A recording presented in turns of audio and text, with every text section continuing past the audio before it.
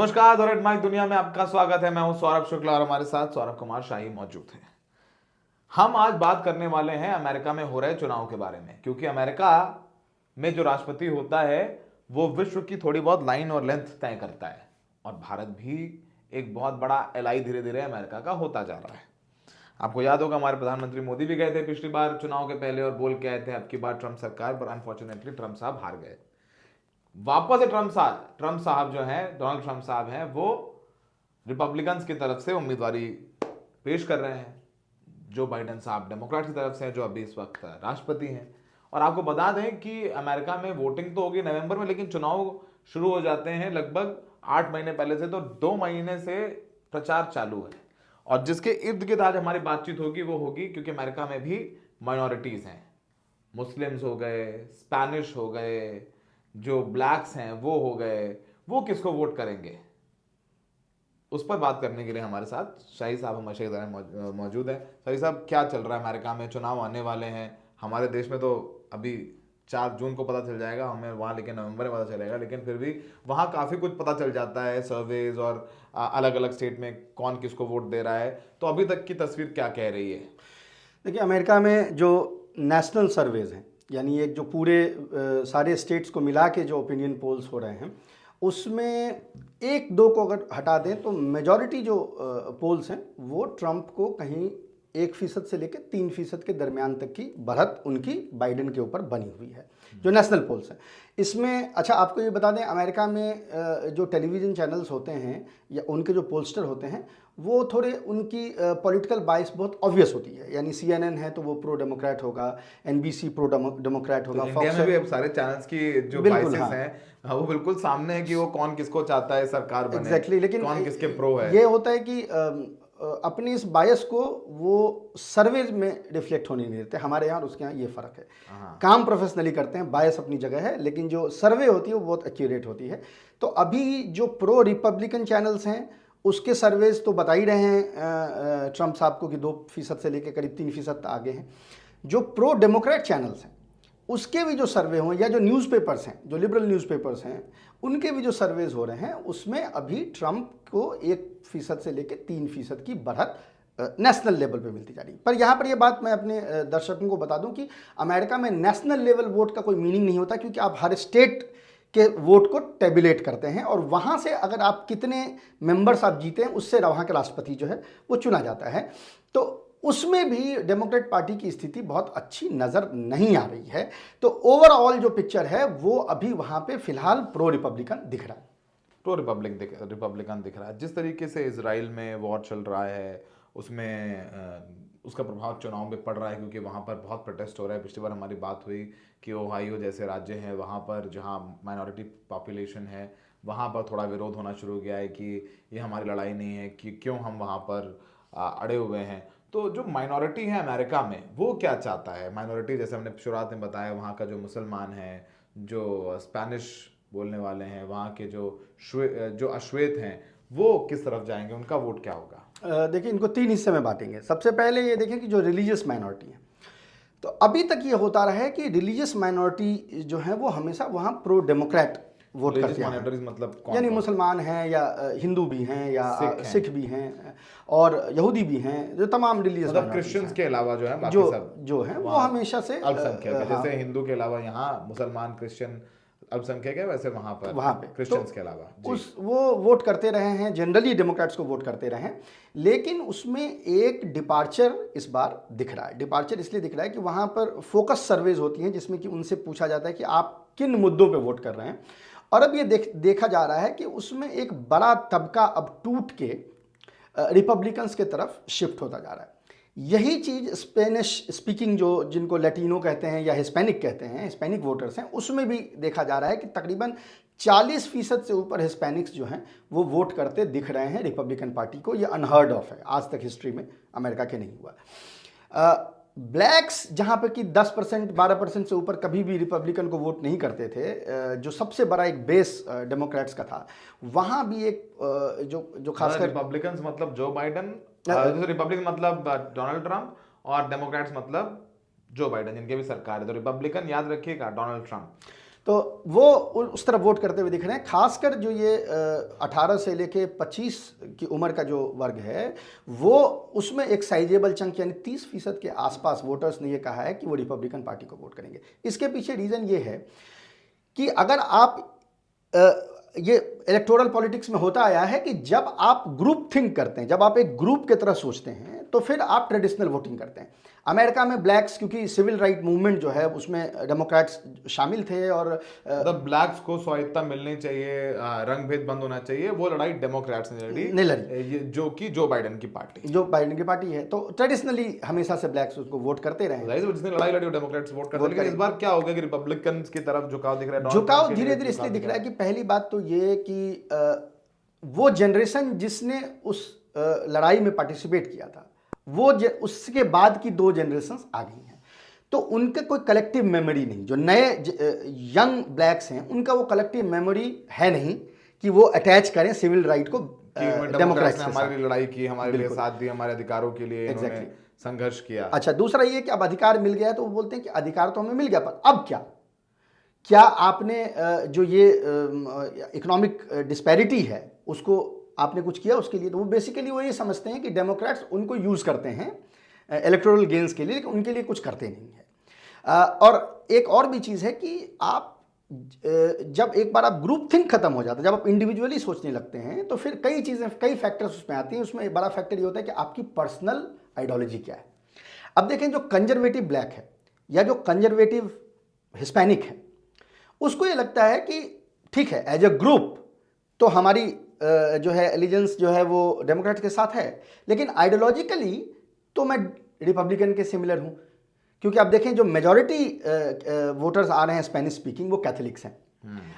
Democrat party का जो stand है LGBTQ राइट्स को लेके, या गे मैरिजेस को लेके, या प्रोनाउंस को लेके, या 34 जेंडर को लेके उनके जो व्यूज़ हैं, उस व्यू को वो क्लैश कर रहा है वहाँ जो कैथोलिक स्पेनिश स्पीकिंग है उनके पर्सनल व्यू से। तो उनको ये लगता है, देखें, वो कैथोलिक, वो हिस्पैनिक जिसको ये लगता है कि उसको देश से निकाल दिया जाएगा, ट्रंप उसको बाहर भेज देंगे, वो तो डेमोक्रेट को वोट करेंगे। लेकिन जो सिक्योर है, जिसको ये लग गया कि अब मुझे इस देश से कोई निकाल नहीं सकता, जब वो सिक्योरिटी आ जाती है तो फिर वो अपने आइडियोलॉजी की तरफ शिफ्ट होता है। और उसकी आइडियोलॉजी जो है वो मैच कर रही है किसकी आइडियोलॉजी से? रिपब्लिकन पार्टी की आइडियोलॉजी। मतलब जो गे, चाहे एबॉर्शन, मतलब जो गे है वो पाप है, उसने वो पाप एग्जैक्टली उसके दिमाग में वो है, तो वो उसको अलाई करके देखता है। या एबॉर्शन के इशू पे देख लें, कैथोलिक्स में एबॉर्शन बहुत बड़ा इशू है, और अगर रिपब्लिकन पार्टी उसको बैन करती है, एज ए लिबरल आप उसको देखिए कि आप उसको रो वर्सेस वेड को जिस तरह से पलटा गया, तो वो आप उसको देखते हैं फीमेल्स के राइट के चश्मे से। लेकिन जो कैथोलिक्स है वो तो अपने रिलीजियस चश्मे से देखता है, तो वो उस तरफ शिफ्ट हो रहा है। ब्लैक्स में भी यही हो रही है। मुसलमानों में बड़ा तबका, क्योंकि ये गाजा में जो वार, लोग कहेंगे कि भाई ट्रंप भी तो प्रो इजराइल है, बिल्कुल है, लेकिन मुसलमानों का एक बड़ा तबका भी ये सोच रहा है कि ट्रंप को तो हम वोट नहीं करते, तो वो प्रो इजराइल है, उससे मुझे क्या फर्क पड़ता है, लेकिन हमारा वोट लेके तुम फिलिस्तीन का कत्लेआम करोगे, ये हम नहीं होने देंगे। तो यहां पर एक तबका वो ट्रंप को वोट करने नहीं जाएगा, लेकिन वो घर पे बैठ जाएगा, आपको वोट करने के लिए नहीं आएगा। तो माइनॉरिटीज में जो ये 3 मेजर ग्रुप्स हैं, यानी रिलीजियस माइनॉरिटी, जो कलर में माइनॉरिटी हैं यानी वो, और जो लैंग्वेज माइनॉरिटी यानी हिस्पैनिक जो वोटर्स हैं, इन सब में बहुत बड़ी सेंध जो है वो ऑलरेडी लगा चुका है रिपब्लिकन्स, और इनको अब ये डर है कि कहीं ये सेंध जो है परमानेंट ना हो जाए। मतलब डोनाल्ड ट्रंप का मामला मजबूत होता जा रहा है। बिल्कुल मजबूत होता जा रहा है। सिर्फ इस बिना पे नहीं, और भी बहुत सारी चीज़ें आप देखें। अगर अब मैं इस पे बात करूं कि अगर क्लास डिवाइड की बात करें, तो ट्रेडिशनली हमेशा से डेमोक्रेट पार्टी जो है वो middle class, lower middle class और वर्किंग क्लास की पार्टी मानी जाती थी, क्योंकि अपने आप को वो लेफ्ट ऑफ द सेंटर कहते हैं, लेफ्ट वेट है नहीं लेकिन कहते हैं, तो उसकी पार्टी वो मानी जाती रही है। लेकिन अब अगर आप डेमोक्रेट पार्टी के पूरे उसको मशीनरी को देखें, तो it is full of billionaires. तो वो डिस्कनेक्ट है। वो जो वर्किंग क्लास है उसको ये लगता है कि हमारी पार्टी तो है नहीं, वर्किंग क्लास की पार्टी रिपब्लिकन्स भी नहीं है, लेकिन वो कम से कम इलेक्टोरल गेन्स के लिए वो साउंड बाइट्स देते हैं, जिससे कि वर्किंग क्लास को लगे कि हम उनकी बात कर रहे हैं। ठीक है, तो उस साउंड बाइट्स को लेके ही वो उनके लिए वोट कर रहा है।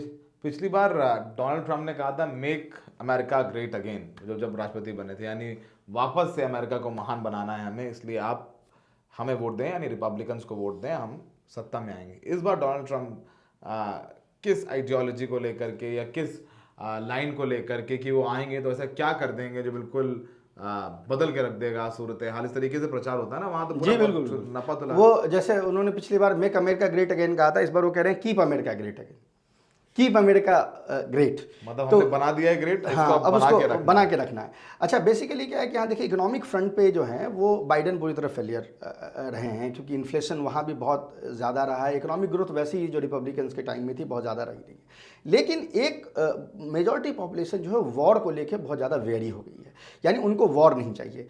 और आप पॉलिसी ये है कि अब डेमोक्रेट पार्टी जो है वो वॉर पार्टी की तरह नज़र आती है, क्योंकि आप अगर आप क्या कहते हैं यूक्रेन का मसला देख लें या आप फिलिस्तीन का मसला देख लें, तो उसमें डेमोक्रेट पार्टी का जो मशीनरी है, not the voter. Joe Biden ने वहां पे यूक्रेन का साथ दिया, यहाँ इजराइल का साथ बिल्कुल दे रहे हैं, बिल्कुल। तो वो जो लोगों को ये लग रहा है कि ये वॉर पार्टी जो एक पहले ये जो है एक तरीके से चिपका हुआ था रिपब्लिकन पार्टी के ऊपर में, क्योंकि दो बुश जो है उन्होंने लड़ाई की, अब वो चिपक गया है इनके ऊपर। तो वो पॉपुलेशन जो वॉर वेरी है, जिनको ये लग रहा है कि हमको वॉर नहीं चाहिए, वो इससे छिटक रहा है। और वो भी देखिए, आप अगर ट्रंप के पिछले उसको देखें तो like any American president he was a bad president, but उन्होंने एटलीस्ट ये किया कि उसने कोई नई लड़ाई शुरू नहीं की। लाइक एवरी अमेरिकन प्रेसिडेंट, या मतलब फॉरेन पॉलिसी पे तो जो दुनिया में उनका इमेज है वो आप उनके अपने सर्वेज में भी आते हैं, तो ये कोई बहुत बड़ी बात नहीं है। उनके एलाइज को छोड़ के पूरे थर्ड वर्ल्ड में जो अगर आप सर्वे करते हैं उनके फॉरेन पॉलिसी का, तो उनके अगेंस्ट में आपको नंबर्स देखने को मिलेंगे, लेकिन उसने कोई नई लड़ाई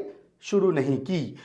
तो उनको अब जो सिंपल माइंडेड वोटर हैं, जो अमेरिका में मेजॉरिटी ऑफ वोटर वैसे ही होते हैं, ज़्यादा पढ़े लिखे नहीं होते, 10th पास होते हैं या 12th पास होते हैं मैक्सिमम, तो वो जो सिंपल माइंडेड लोग हैं उनको ये लगता है कि एटलीस्ट ये बोल तो रहा है कि हम लड़ाई नहीं करेंगे, एटलीस्ट ये वर्किंग क्लास के लिए बात तो कर रहा है, तो वो उस तरफ झुकते हुए नजर आ रहे हैं। मतलब आप ये कह रहे हैं कि जो डेमोक्रेट्स का कोर वोट था, माइनॉरिटीज, अल्पसंख्यक और चाहे वो श्वेत यानी ब्लैक्स हों या स्पेनिश बोलने वाले लोग जो मैक्सिको या इधर उधर से आए हैं वो लोग हों, वो सोच रहे हैं इस बार की डेमोक्रेट्स को चांस देना चाहिए, रिपब्लिकन को चांस देना चाहिए। मतलब एक बड़ा तबका उसमें रिपब्लिकन को वोट कर रहा है, क्योंकि ये 4 कैटेगरी ऐसी थी जहां डेमोक्रेट्स को 90% वोट्स आते थे, यानी उसमें सिर्फ 10%, वो 10% मेजॉरिटी अभी भी वोट करेंगे डेमोक्रेट्स को, इसमें कोई दो राय नहीं है, लेकिन वो जो 10% वोट करते थे रिपब्लिकन्स को, वो कहीं पे 30, कहीं पे 35, कहीं पे 40, 2% का जो है अगर स्विंग हो गया तो मामला ट्रंप साहब का बन जाएगा। तो इसलिए बात इसकी नहीं है कि नेशनल लेवल पे वो नंबर्स क्या कह रहे हैं, बात ये है कि जहां पे आप जीते ही 12,000 वोट से हैं, वहाँ अगर 12,000 वोट 6,000 वोट स्विंग कर गया तो आप तो इलेक्शन हार जाएंगे। तो इसीलिए खतरे की घंटी अब डेमोक्रेट पार्टी के लिए बज रही है, वो सिर्फ इस इलेक्शन के लिए नहीं, ये लॉन्ग टर्म जो कॉन्सिक्वेंसेज हैं उसको लेके। हालांकि डेमोक्रेट पार्टी अभी भी ये सोच रही है कि रॉय वर्सेस वेड को जिस तरह से पलटा वहाँ के सुप्रीम कोर्ट ने, उसको लेके जो एक गुस्सा जो फीमेल पॉपुलेशन, फीमेल वोटर्स में है, वो उन्होंने वोटिंग में, कौन सा जजमेंट है ये जजमेंट है जिसमें कि अबॉर्शन को स्टेट को ये अधिकार दे दिएगा कि तुम अबॉर्शन को बैन कर सकते हो। पहले एक जजमेंट आया सुप्रीम कोर्ट का बहुत साल पहले जिसको रॉय वर्सेस वेड कहते हैं, उस जजमेंट में सुप्रीम कोर्ट ने ये कहा था कि नहीं, स्टेट को अधिकार नहीं है कानून बनाने का, लड़की तय करेगी, यानी लड़की तय करेगी उसके साथ क्या होगा। तो ये उन्होंने पलट दिया, तो अब हर स्टेट्स को अधिकार है कि वो कानून बना ले। तो जैसे ये पलटा वैसे ही जो प्रो रिपब्लिकन स्टेट, जहां पे रिपब्लिकन सत्ता में है जिन स्टेट्स में, उन्होंने अबॉर्शन को अलग अलग तरीके से बैन कर दिया, बैन ही नहीं कि क्रिमिनलाइज उसको कर दिया। तो इस एंगर के ये जो एंगर है वो कम से कम फीमेल वोटर्स को अभी भी ये डेमोक्रेट पार्टी की तरफ रखता है, और वो बड़ी संख्या में वोट करने के लिए निकल के आती हैं। लेकिन वहां भी एक डिस्कशन शुरू हो गया है कि ये क्या डेमोक्रेट्स हमें यूज कर रहे हैं, इतने साल उनके पास जब भी मेजॉरिटी थी, तो क्या ये परमानेंट कानून लाके इसको बदल नहीं सकते थे कि ये कोर्ट के ऊपर उन्होंने डिपेंड किया। लेकिन ठीक है, अब लेकिन स्थिति दूसरी हो गई, मुझे लग रहा है कि खैर, तो कोशिश की हमने बताने की कि इस बार अमेरिका के चुनाव में क्या हो रहा है, क्या डोनाल्ड ट्रंप की वापसी होगी, वहाँ पर जो अल्पसंख्यक हैं, मुस्लिम हैं, स्पेनिश बोलने वाले हैं, या जो अश्वेत हैं यानी जो ब्लैक्स जिनको कहते हैं, वो किसको वोट करेंगे, उनका झुकाव क्या है, क्या जो बाइडन और डोनाल्ड ट्रंप के बीच में इस बार रिपब्लिकन्स के डोनाल्ड ट्रंप आगे निकल जाएंगे, कीप अमेरिका ग्रेट अगेन का स्लोगन देख करके। बहुत दिलचस्प होने वाला है, क्योंकि अमेरिका में जो राष्ट्रपति होता है आपको पता है कि विश्व के लिए भी बहुत महत्वपूर्ण होता है कि अमेरिका में किसकी सरकार है। तो हमने आपको बताया द रेड माइक दुनिया में अमेरिका के चुनाव के बारे में। अगर आपको हमारी प्रस्तुति अच्छी लग रही है तो हमें सब्सक्राइब करें, लाइक करें, और आप किसी विषय में, अंतर्राष्ट्रीय विषय में चाहते हैं कि हम उस पर सौरभ शाही साहब से रिपोर्ट करवाएं या हम लोग उस पर शो करें, तो हमें ज़रूर कमेंट बॉक्स में अपने सुझाव भी दें। हमें देखने के लिए बहुत बहुत शुक्रिया।